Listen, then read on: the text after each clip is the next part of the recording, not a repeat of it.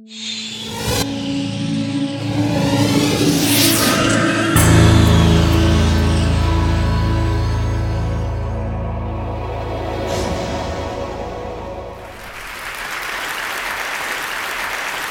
have a pretty simple idea that I'm just going to tell you over and over until I get you to believe it.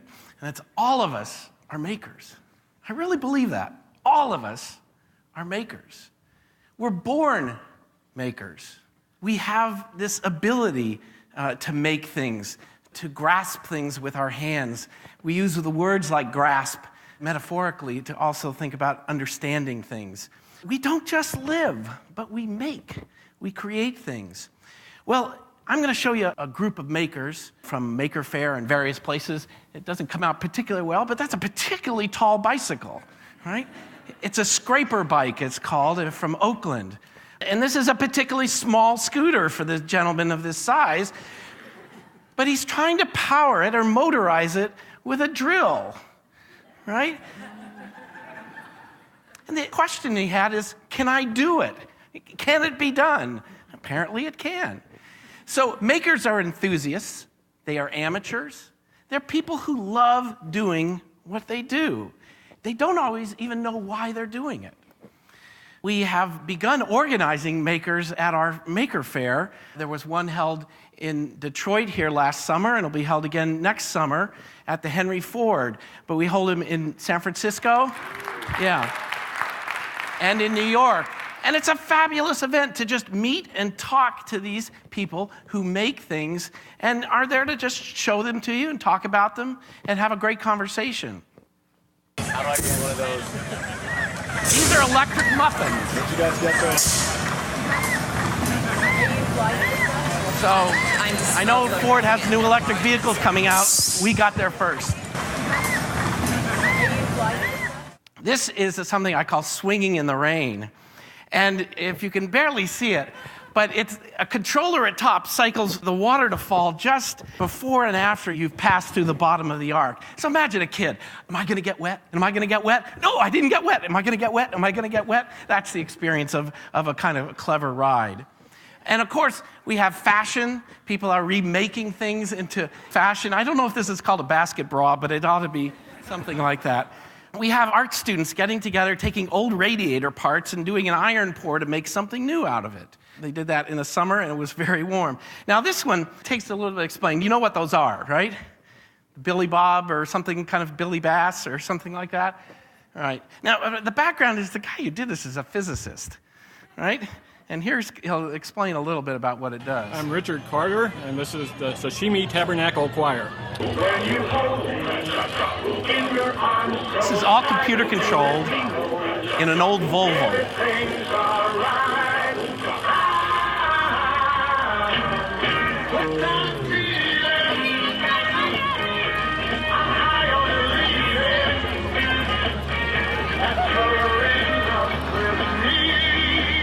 So, Richard came up from Houston last year to visit us in Detroit here and show the wonderful Sashimi Tabernacle Choir. So, are you a maker? How many people here would say you're a maker?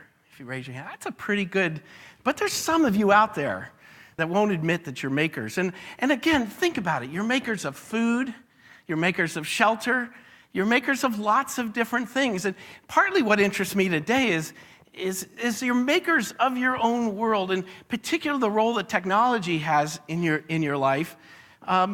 You're really a driver or a passenger, to use a Volkswagen phrase.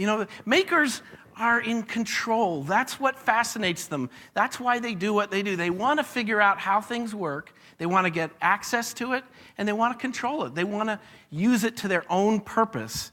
Makers today, to some degree, are out on the edge.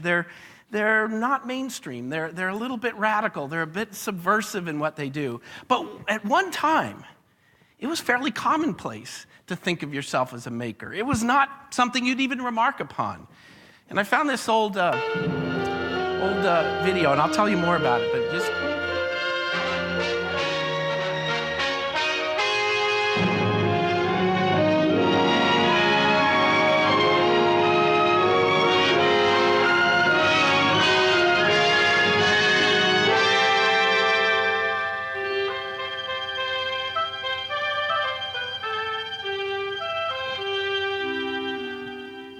Of all things Americans are, we are makers.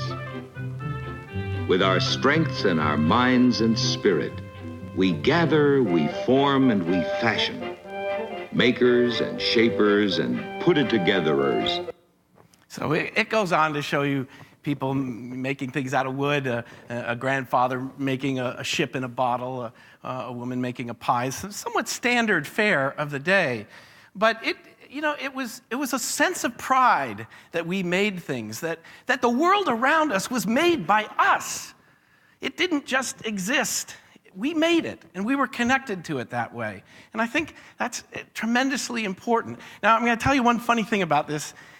This particular reel it's an industrial video, but it was shown in drive-in theaters in 1961 in the Detroit area, in fact, and it preceded Alfred Hitchcock's Psycho. So I like to think there was something going on there of the new generation of makers coming out of this plus Psycho. This is Andrew Archer. I met Andrew at one of our community meetings and putting together Maker Faire. Andrew had moved to Detroit from Duluth, Minnesota. And I talked to his mom, and I ended up doing a story on him for our magazine called Kid Robot. And he's just a kid that grew up playing with tools instead of toys. He liked to take things apart. His mother gave him a part of the garage, and he collected things from yard sales, and he made stuff. And then he didn't particularly like school that much, but he got involved in robotics competitions, and he realized he had a talent, and more importantly, he had a real passion for it. And he began building robots, and when I sat down next to him, he was telling me he had a company he formed, and he was building some robots for automobile factories to move things around on the factory floor. And that's why he moved to Michigan. But he also moved here to meet other people doing what he's doing. And this kind of gets to this important idea today. This is Jeff and Bilal and several others here in a hackerspace. And there's about 3 hackerspaces or more in Detroit, and it's probably even some new ones since I've been here last. But these are like clubs. They're sharing tools, sharing space, sharing expertise in what to make. And so it's a very interesting phenomenon that's going across the world. But essentially, these are people that are playing with technology. Let me say that again, playing. They don't necessarily know what they're doing or why they're doing it. They're playing to discover what the technology can do and probably to discover what they can do themselves, what their own capabilities are. Now, the other thing that I think is taking off, or another reason making is taking off today is there's some great new tools out there. And you can't see this very well on the screen, but Arduino. Arduino is an open source hardware platform. It's a microcontroller. If you don't know what those are, they're just the brains. So they're the brains of maker projects. And here's an example of one, and I don't know if you can see it that well, but that's a mailbox. So an ordinary mailbox in an Arduino. So you figure out how to program this and you put this in your mailbox. And when someone opens your mailbox, you get a notification, an alert message goes to your iPhone. Now, that could be a dog door. It could be, someone going somewhere where they shouldn't, like a little brother into a little sister's room. There's all kinds of different things that you could imagine for that. Now, here's something, a 3D printer. That's another tool that's really taken off. Really, really interesting. This is MakerBot. And there are industrial versions of this, about $20,000. These guys came up with a kit version for $750. And that means that hobbyists and ordinary folks can get a hold of this and begin playing with 3D printers. Now, they don't know what they want to do with it, but they're going to figure it out. They'll only figure it out by getting their hands on it and playing with it. One of the coolest things is MakerBot sent out an upgrade, some new brackets for the box. Well, you printed out the brackets and then replaced the old brackets with the new ones. Isn't that cool? So makers harvest technology from all the places around us. This is a radar speed detector that is developed from a Hot Wheels toy. And they do interesting things.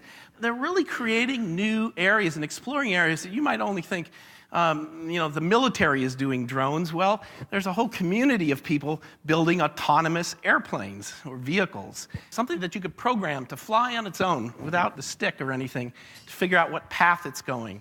Fascinating work they're doing. We just had an issue on space exploration, DIY space exploration. this is probably the best time in the history of mankind to love space. You could build your own satellite and get it into space for like $8,000.